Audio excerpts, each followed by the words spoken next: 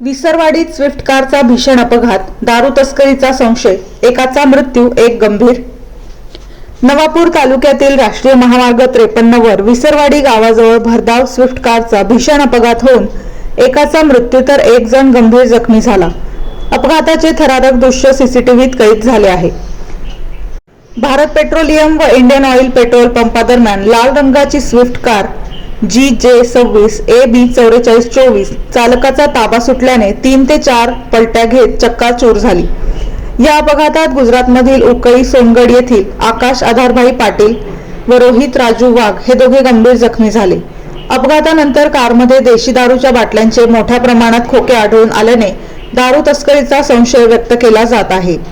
पोलिसांनी जखमींना तात्काळ रुग्णालयात दाखल केले, मात्र उपचारादरम्यान आकाश पाटील यांचा मृत्यू झाला असून रोहित वाघ यांच्यावर उपचार सुरू आहेत.